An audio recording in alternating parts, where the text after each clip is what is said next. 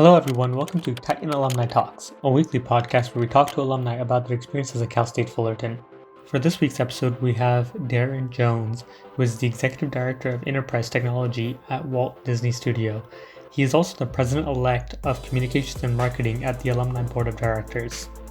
Darren graduated with a Bachelor's in Finance from Cal State Fullerton in 1991 and a minor in English Literature. Stay tuned to listen to his experiences at Cal State Fullerton, along with how his career path changed from finance to technology. If you would like to listen to this episode and all future episodes, head on over to titanradio.org and listen to them live on Mondays and Thursdays at 10 a.m., or you can head to our YouTube channel at CSUF Alumni. Thank you, Darren, for joining us today. Yeah, my pleasure. Doing it from home like we're all doing these days, so It's an honor to be with you. So to begin with, tell us a little bit about what you do. First, you work at Disney, and the second, you also are on the board of directors for the Alumni Association. So start off. Correct. Yeah, so at Disney, Disney is organized into a variety of business units. I'm in corporate, and in corporate, you would have your typical corporate functions that serve the whole company, the finance, the HR, legal. I'm in technology. I'm one of the leaders in the enterprise technology organization that services all of Disney. Executive director of client engagement. And so my teams are embedded with the businesses of the Walt Disney Company. And our job is to ensure that the technology that's needed from us is being delivered effectively to our businesses so they can run theme parks or television shows or make motion pictures or broadcast live sports. Or deliver Disney Plus. So our job is to make sure that that core underlying technology, business systems, applications, network systems, security, peripherals, computers, cloud, that all of that is aligned to what our businesses need to do. And so that's what I do. And I've been at Disney 13 years now. You could go way back and rewind 35 years ago when I was a Jungle Cruise skipper at Disneyland while I was a freshman and sophomore at Cal State Fullerton. So I have a long history at Disney, 13 years as a professional, a couple years for fun way back when I was an early Titan, and then long gaps in between where I did a lot of other things with a lot of other different companies. Was Disney like an end goal for you? Did you just start working there and think, maybe this is something I want to do professionally? No, it was an end goal. If you were to go back to my yearbook from 1986, Yucca Valley High School, where I grew up in the high deserts above Yucca Valley, right, they'll often ask seniors, what do you, where will you be 10 years from now? And in my yearbook, it said 10 years from now, I'll be the president of Disneyland. So I'm not the president of Disneyland, but I do have an office location at Disneyland that I work from during normal times periodically. Most of my days are out at the studio lot in Burbank. And, it was a goal. And I would say I've achieved it in a different way. And certainly, by the way, no one can graduate high school and be the president of Disneyland or Walt Disney World or the studios in 10 years. I don't know what I was thinking when I put that answer down, but Disney was a goal. And it's been a fantastic ride. Sometimes I have to pinch myself for the things I'm a part of and the fact that maybe took longer than 10 years and I'm not the president of Disneyland, but boy, I love my job, that's for sure. Is that one of the reasons why you came to Cal State Fullerton, because it's so close to Disneyland? It is, yeah, it was one of the reasons for sure. What I wanted to be was, I didn't want to leave the state. I wanted to go to a high quality, reputable business school. But also had a strong humanities. I wanted to be close to, my grandparents lived in Huntington Beach. I had a love for the Huntington Beach area. I wanted to be close to Disneyland. So, Cal State Fullerton just lined up all the stars that I could have ever asked for. Mm-hmm. And then talking about the good business school, we have Mihaylo, and when it was like revamped with the whole glass building over there, and it looks so beautiful when you're driving by, and it's fantastic over there. Yeah, it's a marquee facility for a marquee program. Back when I was there, the business school was at Lanesdorf. Where Mihaylo was nothing. Actually, there was, the footprint of the campus was a lot more green if you go back 35 years ago. There's been a lot of buildings that infilled and have taken some of that green space away. Mihaylo is one of them. But still, Lanesdorf was our home for the business school. The humanities building was the home for my English minor so I was there a lot. And I bounced back and forth between the buildings and of course others, especially during GE. But Yeah, I definitely remember a Cal State Fullerton that, had less density. Mihaylo was really, it's a transformative building, and it's amazing when we just went from the Cal State Fullerton School of Business to the Mihaylo School of Business after I graduated. But I love that, we have a marquee building that the school can call home. If you look at the performing arts, right? We now have, a marquee performing arts facility. We've developed some marquee facilities over the years. I miss the green space. I miss where the elephant races were held, but it's important that we continue to get the kind of facilities that make, everything that Titans need, come to reality. Hmm. Were the elephant races happening back then? Yeah, I was at the tail end of it. So yeah, I did actually see elephant races. You can now look back and say it probably wasn't super humane, which is probably right, like why live traveling zoos and things like that have largely started to disappear. But it was a pretty amazing tradition. In fact, when I got there in 1986, the Olympics, Olympic events had occurred at Cal State Fullerton 2 years before in 1984. And so on the pavement of the campus when I got there 2 years after the 84 Olympics, you could still see the 84 Olympics symbols that had been painted onto the sidewalks, particularly around the gym. And so it was kind of interesting, right? I was there in some interesting transition times, coming off the Olympics. Cal State Fullerton had really, made a name for itself in baseball, and had, started to produce some really great basketball players. When I was there, Cedric Sabalas was there, for example, right? Made his way very well into the NBA. And the school was, in a sense, on the rise. It was a cool time to be there in the mid 80s. And then even now, we're having the Olympics coming up in a couple of years, and the campus is transforming, and you're still a part of it since you're on the alumni board of directors. So tell me a little bit more about that.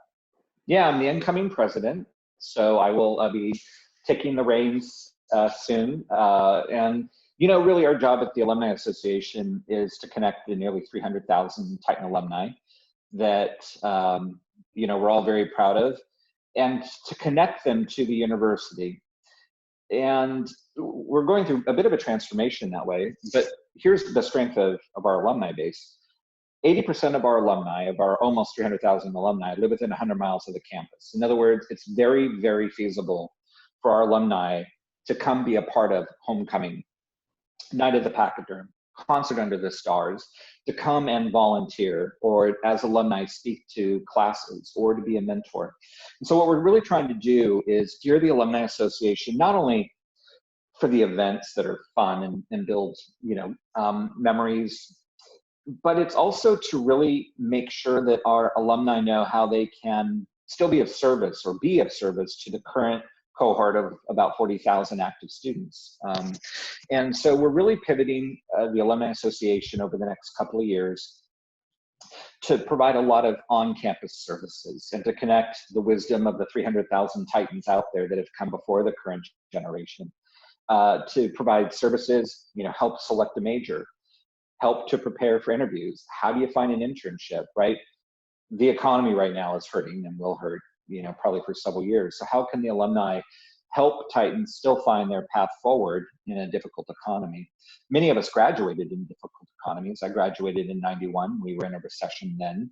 And a lot of us had to kind of accept maybe a little bit less than our dreams initially. But one thing Titans have is perseverance and grit.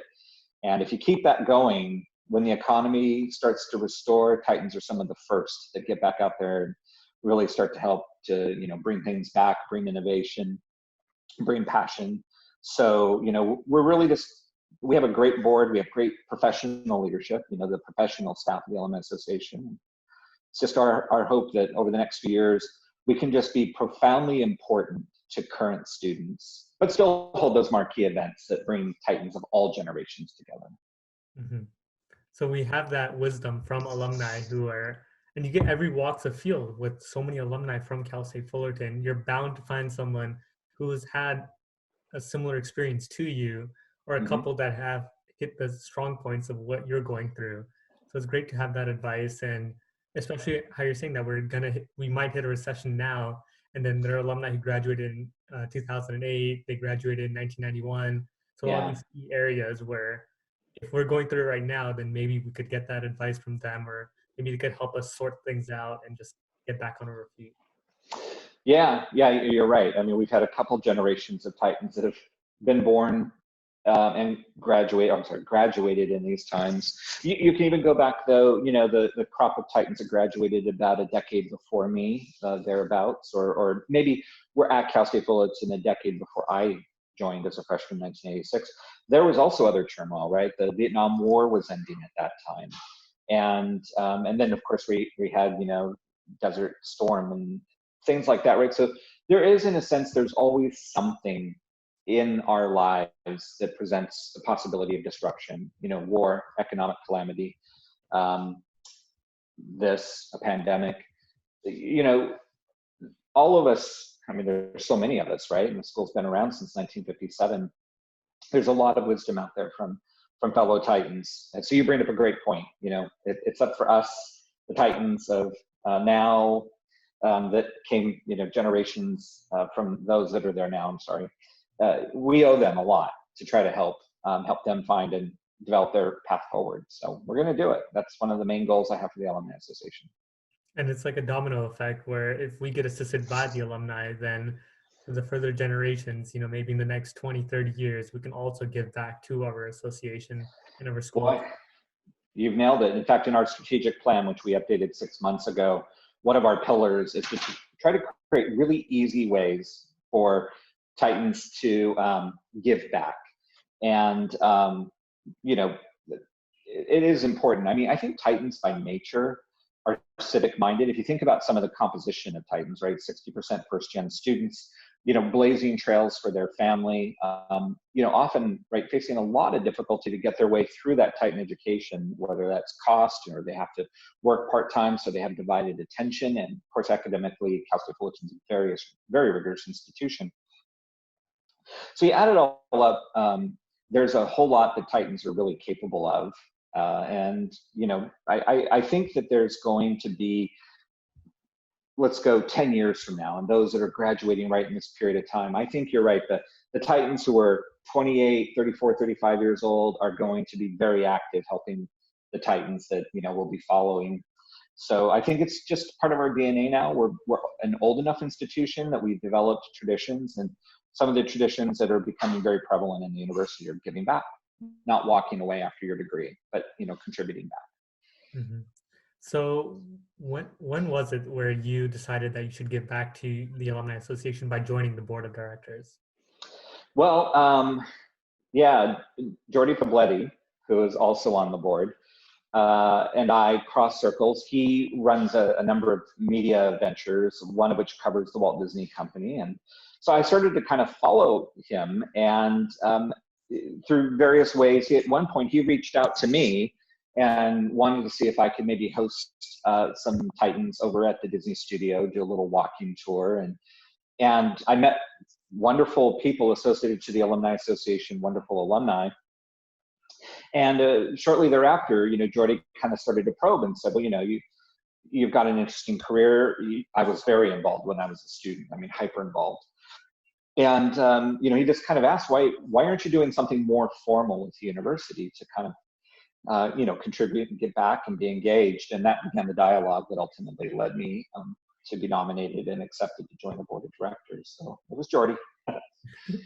He's a great guy. He has a way of connecting with people. He's a people person.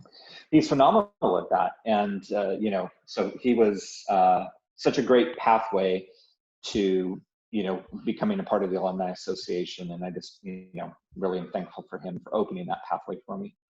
Mm-hmm. So like you mentioned before, and I read up on, you held some student government leadership positions when you were on campus? Yeah. So by October, November of 1986, right, I'd been on campus a couple months as a freshman, just shortly after graduating high school. And I really wanted to find my tribe, and I was interested in policy and news and information. And so I started to go to clubs and events. And, at that point, right, you're in GE, you're not around the people that's, are necessarily studying what you intend to study. And it was, I forget exactly how, but pretty quickly I became aware of the ASI. They were looking for volunteers. I volunteered for something or other. I don't even remember all these years later. But what I do remember is how quickly I connected with people that were attracted to being in the student government. people who believed the world could be better, that policy was a part of it, or funding priorities were a part of it. And, we just all had such impassioned views on trying to make things in the world great. We believe universities were very powerful forms of making the world better. And so I just found my tribe 90, 120 days from freshman year on, and I stayed involved in student government all the way through. Top level position I ever held was VP of Finance in 90 and 91. And that was a really critical period. That's when we built the first expansion of the student union, right? The building just went through its second expansion not that long ago. But the first expansion added the event center, added a lot of additional meeting space, added more student club offices. And so, I was deeply involved in that planning. How were we going to finance it? Things like that. So it was pretty cool to have, ended my student government years with that kind of role in the student government. But it was a 5-year journey. I was at Cal State Fullerton 5 years. I was involved in student government all 5 years. Mm-hmm. So mentioning that you were a student for 5 years, what are your thoughts on the finish in 15 mantra that we have going around Cal State Fullerton? Yeah, I'm a fan of it for sure. But every individual, right, has to find their own path forward. For me, I didn't have any AP credits coming in. I majored in finance, minored in English literature. There was, I did run at 15 and it still took me 5 years. But, Titans lead complicated lives. There are, definitely folks who must work to support themselves or help to support their family, and that can slow you down from 15. And, there's just a variety of elements that people have to consider. But I certainly believe the clarity around if you can take 15, take it. I believe that. And certainly the sooner you graduate, the sooner you get into the job market, the sooner you start to fulfill your dreams, use that degree, the better, right? So I believe in choose 15. It may not be possible every single semester. And for some students, it may not ever be possible to rank that high. They may have to stay at 9, they may have to stay at 12. But the design goal of going with 15 units every semester that you can is certainly admirable and the best way to go in all ideal circumstances. Plenty of Titans do not live with ideal circumstances and have to choose another path, and that is absolutely fine. The tenaciousness of finishing is what counts. Trying to get done as fast as possible and having a meaningful experience. In other words, if you can, do not drive to that campus and drive away right after that first class ends that day, right? Get involved and engaged. We all know that. I give a lot of wisdom, if you will, on that topic and how important it is. But 15 is the way to go if you can. If you can't, all good. It's all cool. Yeah, like you mentioned, it is a bit difficult to stay on campus as long as we want to, because it is a commuter school, but it is important, like you mentioned, to find your area to stay in where you could feel at home, you could feel with a group of people you connect with and participate in school activities and even have a large impact on the way the school works. Like you mentioned, you were the VP of Finance, which I don't presume you just figured that you were going to be when you started at Cal State Fullerton. And it just comes like that just by participating. Yeah, it does. And the other thing, it's funny, right? I've got a heck of a career. I'm very fortunate to be an executive at Disney. A lot of people, I think, still underestimate that if you're not well networked and if you're not really focused on people and collaboration and team building, resolving conflict, your career is going to suffer.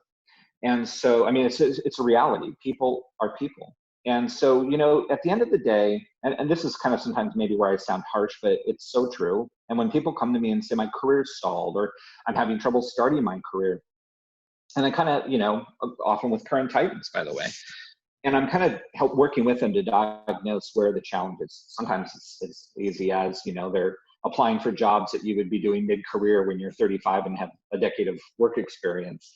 Other times it's their CV, and in other times they are not networking, they are not connecting, they are not building rapport and relationships. And I'll tell you, practice that at Cal State Fullerton. if, let me be honest, when I interview people and I ask them about their college years, no matter what college they went to, whether it's Cal State Fullerton or USC or UCLA, if they tell me that they had no interest, now it's one thing if you say I was so busy trying to make ends meet financially, I was so stressed, maybe I could spend a little time with one club, not 5 clubs. Maybe I could never hold an officer position or whatever.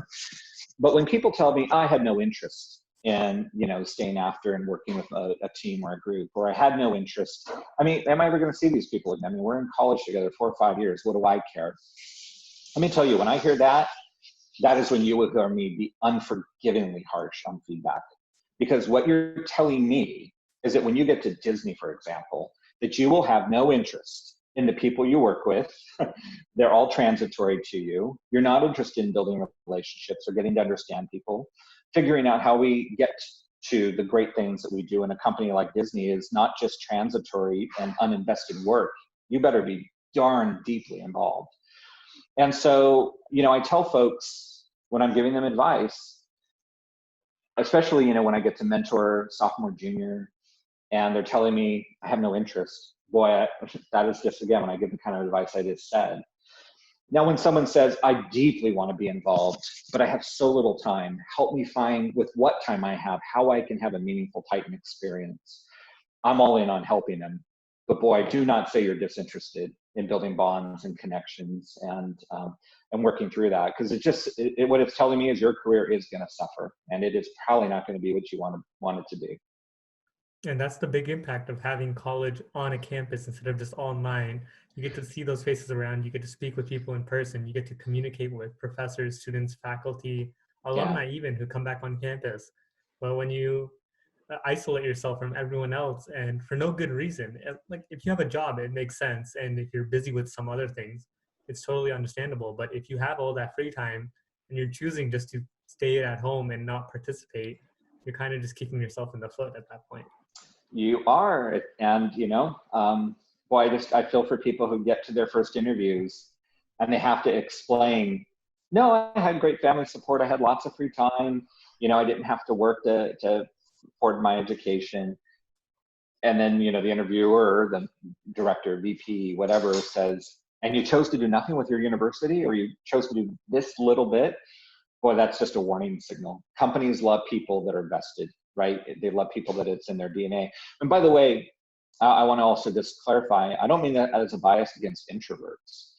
People who are introverted, or we very much know, right? Those approach patterns for them are less comfortable. So obviously we have to respect that people have various approach patterns, how comfortable they are getting involved or building rapport with others or speaking out, when decisions are being made. So, we all have to respect those dimensions of human personality, but even if you're very introverted, you can't recuse yourself of the world in which you live. You've got to, kind of work on that. And by the way, if you're extroverted, please don't silence those that you can tell are introverted and need more quiet space so that their voices can start to be heard and they can build their comfort zone. It's on all of us to do that together.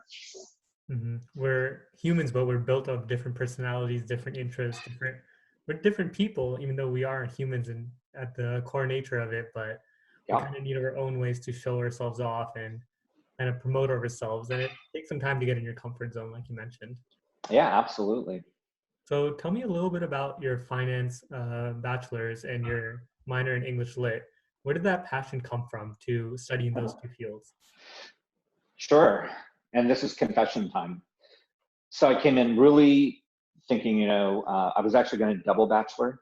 I was going to double bachelor, business and English literature. And my grand plan was I was going to write the next great American novel or two, but I was going to be very business savvy and run my own publishing company and all that, right? I was going to combine the two. And then the thing that happened is reality, right? I saw all these folks graduating older than me with English literature degrees, and most of them were not able to do what they envisioned with that degree. And some of them intended, right, to become English teachers, for example, single subject credential high school teacher. Others wanted to move on and become college professors, but most wanted to write, right? They wanted to make a living at writing, and that wasn't journalistic writing, right? Otherwise, they would have been in the School of Comms. And I looked at this and said, well, I still have this passion for literature.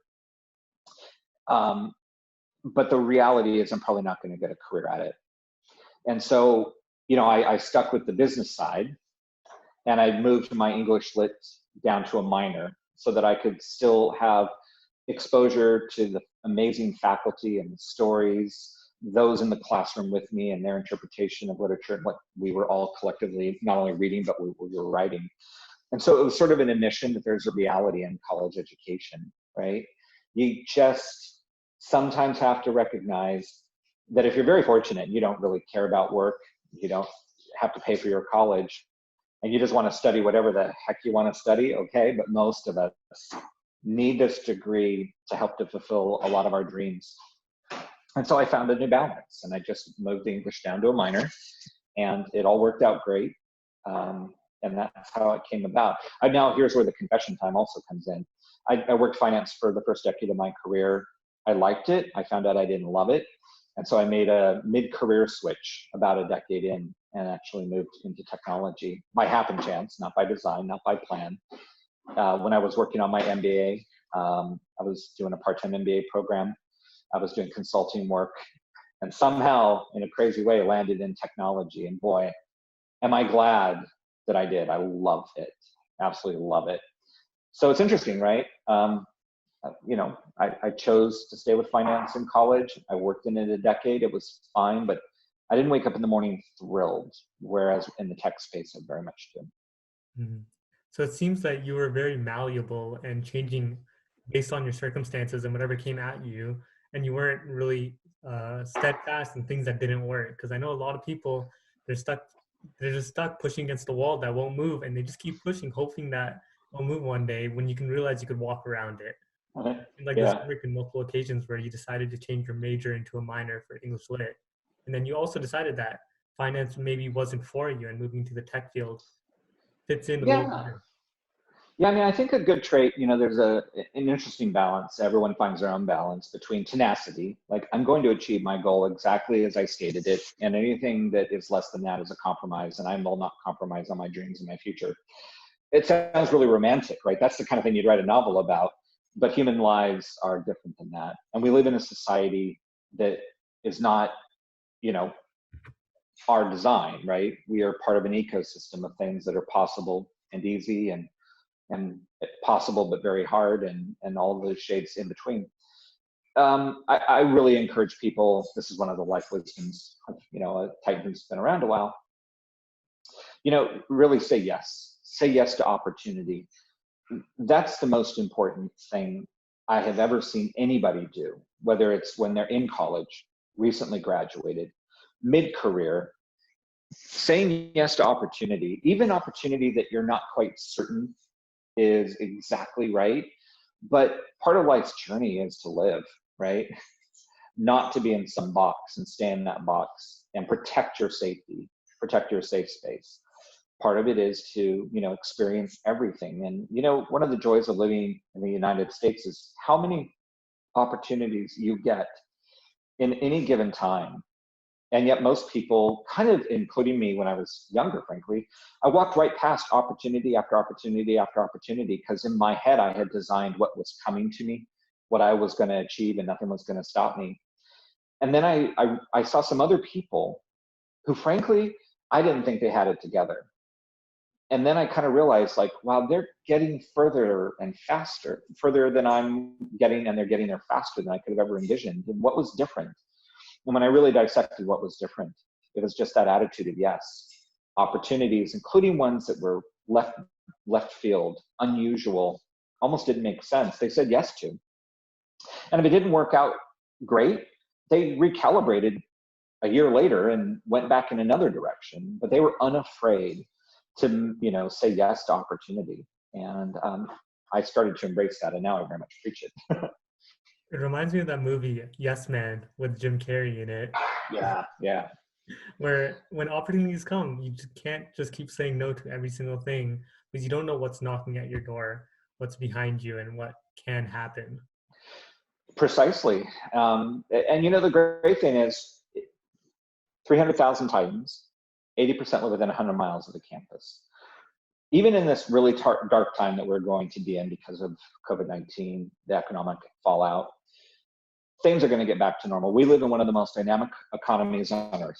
Whether you're in the Inland Empire in Riverside and San Bernardino counties, whether you're south down in San Diego County, kind of Orange County sandwiched in the middle with, Ventura and Los Angeles counties above us. This is a megapolis of economic opportunity. And Cal State Fullerton students live in it, graduate from a highly reputable university within it. And boy, I'll tell you, you don't want to live, imagine living, in the middle of North Dakota, surrounded by 150 miles of farms. You're not going to get many opportunities, right? Here, it's an outrageous abundance of opportunity. And by the way, as we come out of COVID-19, as we start to find our way out of being sequestered at home, start to see the economy slowly creep back to life, and I think it will be slow, and I think it's going to be kind of ugly. But those who say yes to unusual opportunities because the economy is recovering in an unusual and unpredictable way are going to find a path faster than those who don't. And so this is a perfect time, to just be reminded of why the value of saying yes is going to be important. There's like a reset button where things are just going to start anew again. And you kind of have to shift yourself and say, okay, maybe it is time to reset. Maybe it's time to look at things differently, whether it's health, fitness, a job market, education, anything that Absolutely. You're working on, any project that you could have been working on. And then now when things start up again, it's, okay, it didn't work before. And now I had time to ponder over it. It's like spring where everything passed away in the winter. Yeah. And now it's coming anew. And yeah, it was a great analogy. It was sort of an unwanted spring, but it's here. Huge reset buttons. Yeah. And so, there you go. So it's making the most of your situation. Ideally, this would not have happened, but now that it is here, you can't really argue with it. You can kind of just move with the flow. That's true. And the fact is, it's also a worldwide phenomenon. So there's nowhere to run. You can't, if you will, run to another market around the world, another economy, and find a place that has not been impacted by COVID. And so this is a global reality, and globally, we'll have to find our way through it. Regionally, Southern California, obviously with tourism as a major industry, live sports as a major industry, there's been a lot of hurt here, but there's hurt everywhere. But this is what we have to do. You're right. It's spring. We're going to have to restart from, a garden that looks pretty bare and grow it back and do it fast. Mm-hmm. And like you mentioned, even though we're all hurting, whether it's here or in North Dakota, the reset from here, it's going to be a lot better since we are with the major tourism.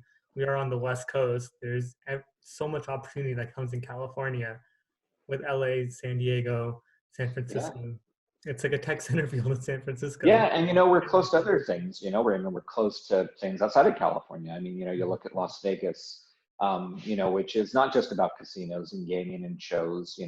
There's all kinds of tech startups there now, right? And this is eyes wide open time. Say yes to opportunities. Be brave. Go look in unusual ways.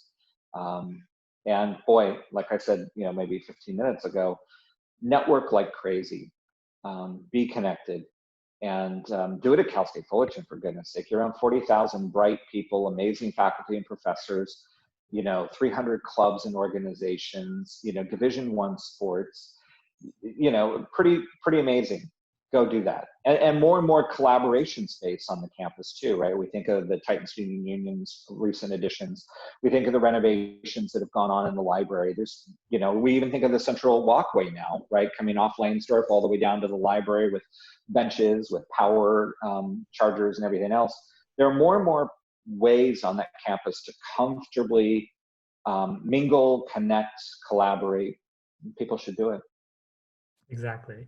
So now we're going to get into some quickfire questions and ask you about your opinions on some controversial topics. Sure. And now time for the quickfire questions. We're going to ask you some questions on some controversial topics that might incite something. So sure. The first thing I want to ask is Apple or Spotify? Apple Music or Spotify? Well, for me, it's Apple Music, not because necessarily it's a better product, but because when you're in the Apple ecosystem, it's just easier to pick up Apple. So both are great, And in some ways, Spotify is better for music discovery, but we're Apple Music in this household. And I saw in your cooking show, the episode where you're doing cooking, you were wearing an Apple Watch, and I was like, I kind of already know the answer to this. So you're iPhone over Android.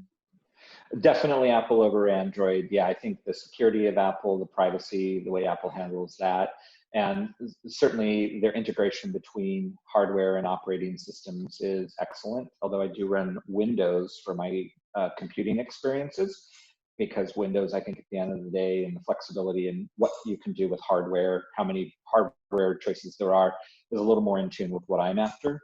Although Apple's finally, thank goodness, they're finally getting their hardware game in order. They've been lazy for 3 or 4 years. We're finally seeing good MacBooks, Mac Pros. We're finally seeing them get serious again. So maybe I'll relook at Apple hardware in the PC space, if you will, computer space. I'll look at it again in 6 months from now and maybe make a switch. They just released their MacBook Air, and it's talking about the hardware within it, an i7 10th gen, such a small package. Pretty amazing, right? There. Yeah. Yeah, agreed. So cats or dogs? Oh, well, I have both. I have 3 dogs and 4 cats, but overall, dogs. Waffles or pancakes? Waffles, because they hold syrup better in the ridges, and I'm a syrup guy. Man, not a single one that I would choose. Let's see. Let's get one more. Your favorite place to nap on campus? Oh, easy. That was the Arboretum. I would go into the Arboretum. There were some benches that had a little bit of sunlight, but we're also that sunlight was broken up by the trees. Peaceful, quiet nature, great place to collect your thoughts, catch a snooze, and then you walk right out of the Arboretum, right back into the heart of the campus, and you get back to studying or doing a group project. It was Arboretum for sure. And then I assume that's your favorite place on campus to be? Actually, I would say the Titan Student Union Okay. is my overall favorite place, because I just loved, the collection of everybody coming in and out, and especially as you get past your freshman year and you get to know more people, you get into that spontaneity of just like, hey, you're running into people, and you're starting to build your community, and the Student Union was the best place to do that. And that was like before all of the renovations that happened, and now there's just with the bottom floor, the top floor, and all the Starbucks that are in it, and then just the floor that's in it. Everyone's coming in and out constantly. Yeah, it's become a heck of a hub. I love it. Mm-hmm. So now we're gonna get into some advice. I love the answers. Maybe not the best answers, but you had some answers. Into some advice that you would give to students. Maybe, let's see, students who are thinking of getting a minor, but maybe they're not sure if they want to spend an extra year on campus. Yeah, if you're going to get a minor, you have to answer 2 questions. Are you doing it for career? And in a number of cases, it can make great sense. So for example, let's say you're a marketing major, but so much of marketing is driven by microeconomics, right? Price elasticity, those decisions that individuals make at a micro level, an individual level, maybe a family level, on what they're going to spend their money on. I think that's a great pairing, and that's a really good reason to stay an extra year, to get an actual benefit academically that will help your career. I want to be realistic. I don't want people to take on extra debt or delay the beginning of their career. If you're going to get a minor for personal development, right? Kind of like what English literature had become to me with the minor. I'd recommend you do it as an evening class and just take one evening class at a time and have no disruption. So now instead of maybe 1 extra year to get that minor, maybe you're going 3 extra years and you're just taking 1 class a night on a Tuesday or a Thursday or whatever. But I think if it's related to your career, your marketability, I would stay that extra 5th year and bang it out fast. If you're doing it for personal growth and development, do it as evening classes, take longer even than an extra year. I see. And then maybe students who are in finance, what advice would you give to those students who are maybe deciding where to go, maybe where to get an internship? Yeah, it's interesting. Banking has transformed so much. Accounting has transformed. Finance has transformed. Here's the thing. Don't look, in my opinion, don't always look. In fact, don't even look first at proper financial institutions. Every single organization and company needs finance and accounting in order to operate. And so I would really go and focus on that. Go focus on those companies that really need that kind of capability and skill to operate manufacturing, technology, science, engineering, real estate. Do that.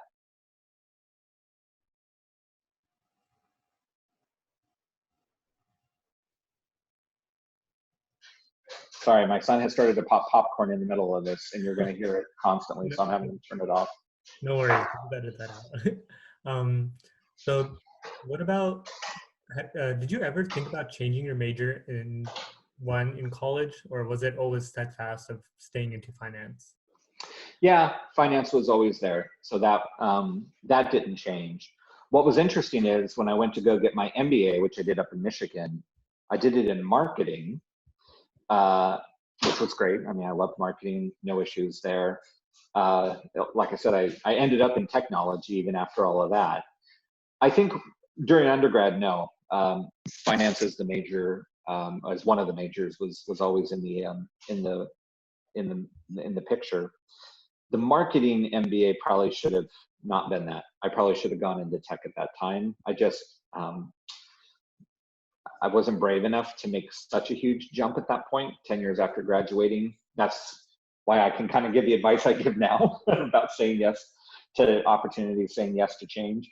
Because I think it delayed me a bit from what I could have done.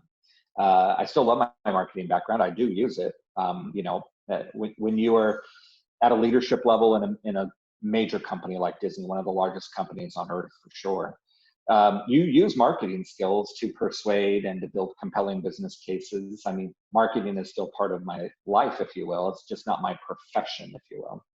But no, undergrad, no. It was just what I talked about earlier with English literature.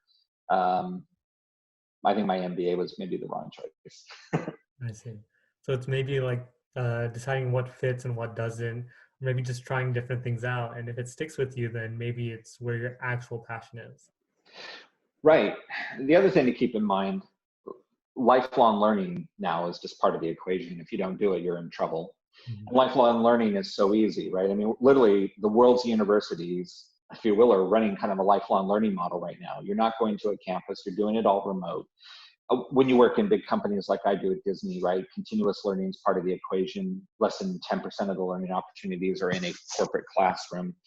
So the other equation is just always learn. I mean, the formality and the skills and the experiences you get during college, during your time at Cal State Fullerton are amazing. That is not and cannot be the end of your learning journey, but the modality is likely to change. And even there, through Cal State Fullerton's Extended Ed, you can still go take a lot of classes and still be related to the Titan world. And even with that, we're kind of getting used to learning online in front of a computer screen. Cal State Fullerton, they offer LinkedIn Learning for free if you go Yeah. through like the software program on it. And then also EDX has free online courses as well. So there's a ton of ways that you can just continue your education, whether you're on break, say for the quarantine or summer break, or even after you graduate and you have some free time. There's kind of no excuse not to further your skills and just be more well-rounded. Yeah, and let me even have kind of an honest moment, right? Disney has furloughed tens of thousands of employees, right? That's public information, while our business is severely disrupted, and that's occurring all over the world. As I check in with many of the folks in my organization that are on furlough, before they went on furlough, I checked in with everyone to make sure they're okay, that they've got the support that they need, as they, go through a disruption in their career, disruption in their income. And I got to tell you, I mean, it was probably 75% of my staff told me that they were going to use this opportunity for professional growth. Plus, right, clean up the garage, things like that, just the honey-do list that's backed up. But, at the same time, right, dive in deeper on some skills and some areas that they had free time to do.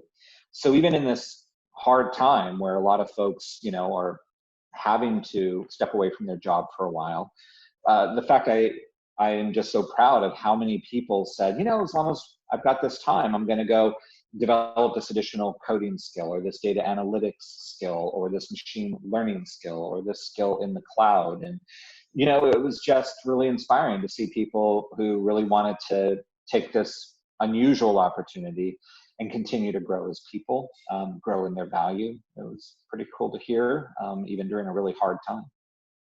Hmm. Because it's not just one person who's affected by this, 7 billion people all around the world.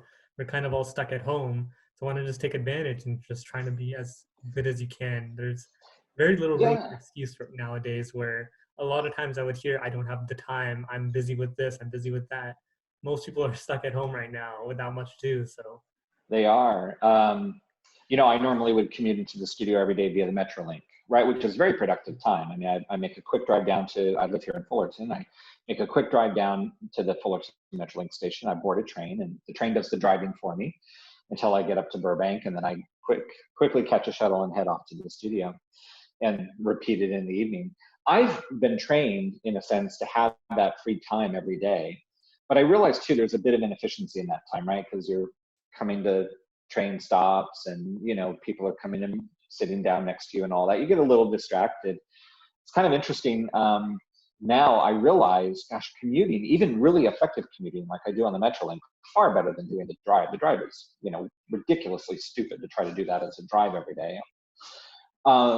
I'm even more efficient now than ever because I have no latency in my day. If I decide, hey, I've got 5 more minutes between my next conference call, I can quickly go and do a load of laundry, or I can quickly actually scan a journal that I wanted to just sort of catch the highlights on. It's amazing how fast and frictionless it is when you work from home. There's a lot of benefits, actually, I'm learning. That being said, you can't run global, highly connected, creative, engineering, manufacturing-based organizations from living rooms. At the end of the day, we have to come back together. So it's important we get past this and get back. Right? For example, the scientists that we're counting on to produce the vaccine cannot do that from their living room, right? They need tens of millions of dollars of laboratory research equipment in a safe and controlled environment that has venting and emergency procedures and, that sort of thing. So there's things right now we can do to be very effective at learning and just being efficient while we're all forced to be at home. There's also plenty of deficiencies as well. You can't make airplanes, Boeing can't make airplanes from people's living rooms, right? They need the factory floor. yeah. So like you mentioned, when we do get back to the regularly scheduled program, there are a lot of things that we can work on. I take the Metrolink as well from Corona to Fullerton. And admittedly, my first semester or my first year, I just sat, listened to music, and that was it. But then when I started reading books again, I realized if I have half an hour, 45 minutes on the train, I can get through a book in maybe 2 weeks and without interrupting my normal schoolwork, my normal work, anything like Yeah. that. And even with driving as well, it does seem pretty inefficient where you're sitting in traffic, but what's stopping you from putting on an audiobook or an educational podcast and just spending that time wisely, even though you can't change much in it? Totally agree. I also think people, you just nailed, right? Idle time, sometimes we need it. Most of the time we don't. We're kind of built to run. Humans are built to move and learn and be active. So you're right. I mean, idle time is kind of weird, right? We want to do more than just be idle. I've also learned that it's very effective to just do micro-learning, like literally in 2 or 3 minutes. I can even give you an example, by the way, really quick. Twitter, right? Twitter is a highly toxic place. Lots of people hate it. I'll turn my screen, but I use channels on Twitter. So for example, if I just want to catch up on Southern California news, I've created a Twitter channel with everything I follow in that channel, Cal State Fullerton related, CSU related. Let's say I want to just work industry related. There's about 100 Twitter handles that I follow that are related to the entertainment industry that I'm in. And I'll find a quick article here, like I'll just give you an example. Here's an example. Georgia governor says state movie theaters can start to reopen on April 27th. That's micro-learning. I just learned an industry condition. It affects the Walt Disney Company. It means we can start to think about marketing and distributing motion pictures to movie theaters there. I can then pass that on to my partners in the studio division, just in case they hadn't seen that yet. That Twitter handle or that Twitter announcement is 16 minutes old, and that's micro learning, right? That all like within 2 minutes, less than 2 minutes, we were able to get that done. And so what I've learned is to organize, for example, I love social media. I post a heck of a lot, especially Instagram. But I've organized myself into these micro opportunities where if I have even 2 free minutes, I can quickly scan, get information based on what modality I'm interested in, and then have learned a little something. Sometimes it's not very deep, right? You can't learn super deep in 1 or 2 minutes, but it allows me to just remain fast, furious, and I don't want to be behind anybody on anything. And part of me is very competitive. I never want to walk into a meeting, walk into a room, walk into a Zoom experience, and have someone more prepared than me. That's part of just the type A in me, which means in order to do that, I am doing micro learning every moment of every day to try to remain the most proficient person in the room. I mean, and partially, if you want to be a leader, the last thing you want to do is be someone that is not contextually aware, information rich, right? So I hold myself to that standard, and those are some of the tricks that I've learned on how to do it fast and learn quick. And I noticed that when you started the interview, you mentioned that you did listen to a few of the episodes, and that kind of gave you a background of what's going to go on and how the interview is conducted.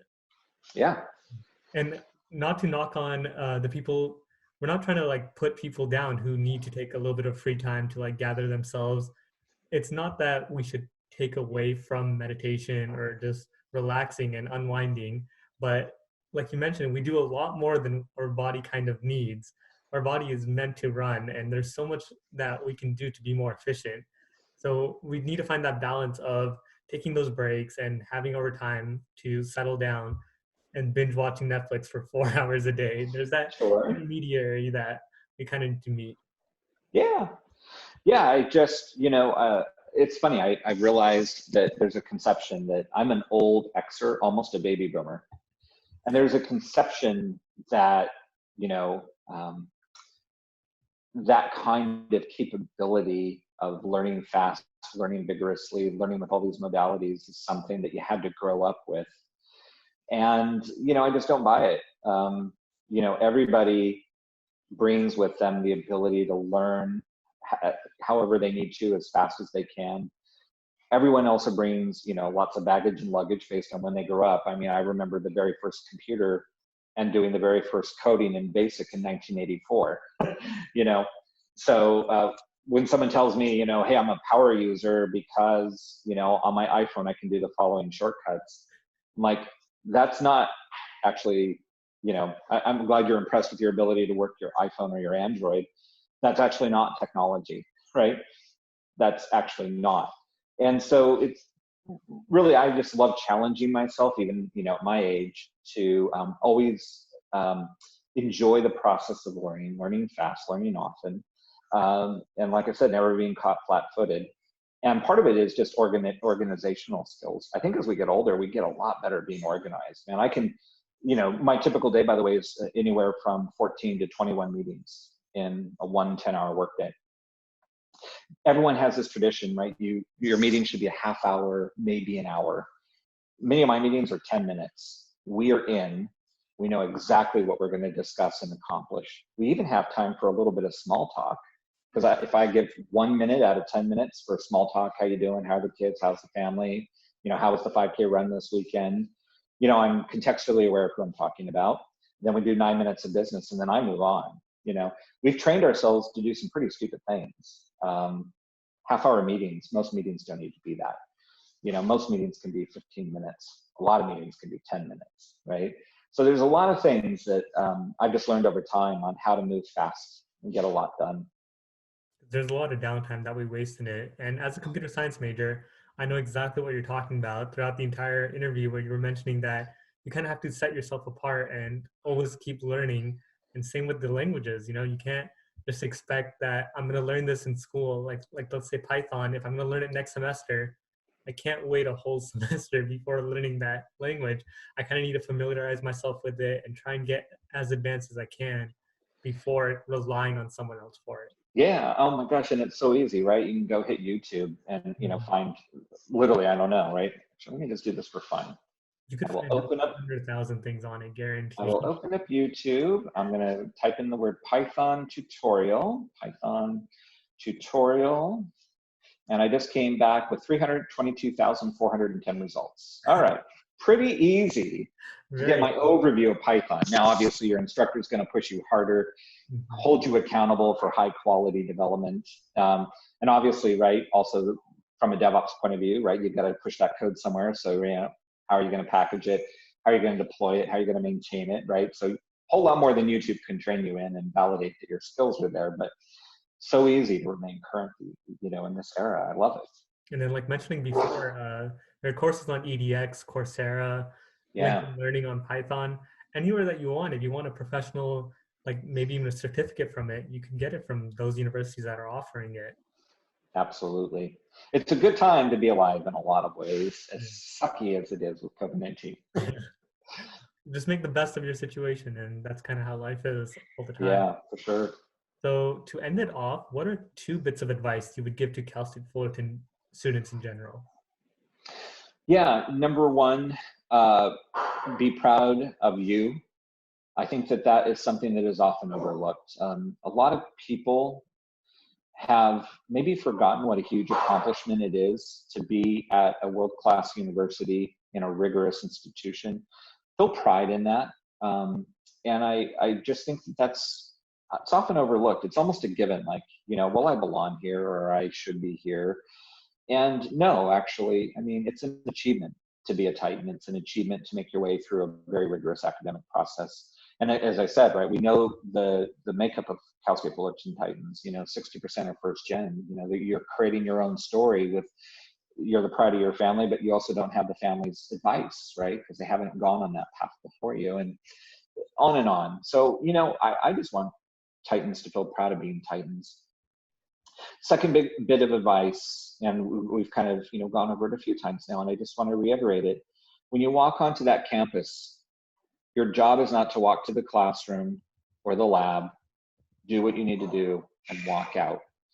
It is all the other engagements that you have the opportunity to do that will actually give you everything that you need.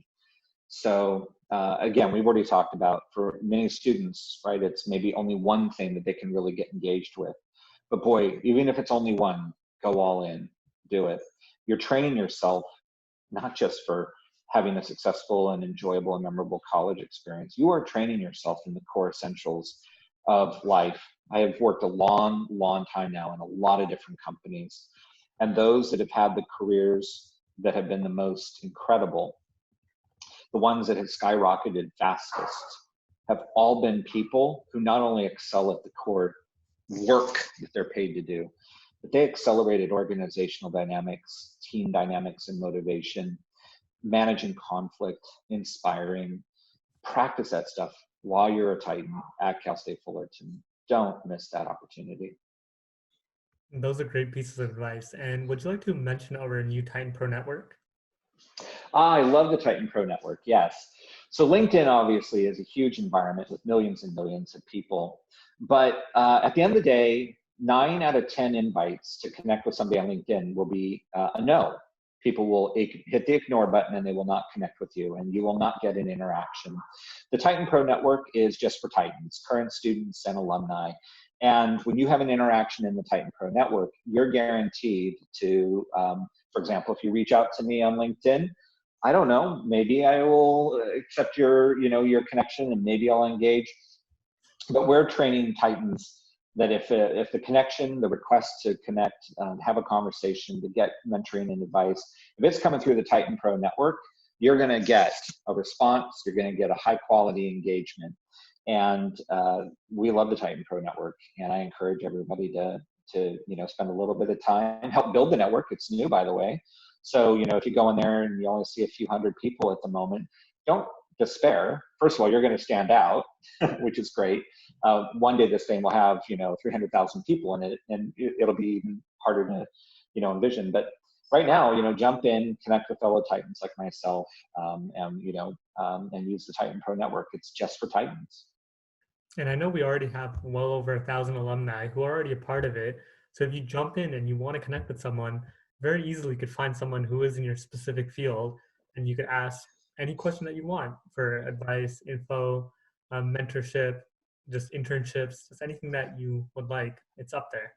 Absolutely. And I will tell you, in fact, I have a little spreadsheet of everyone that I have ever had a phone conversation with on the Titan Pro Network, and that's 17 people, 17 conversations of at least once, multiple of them have been several conversations, usually a full hour long. I'm in no rush when, as long as someone can accommodate talking to me on the phone or meeting in person on the weekend. Weekdays are rough.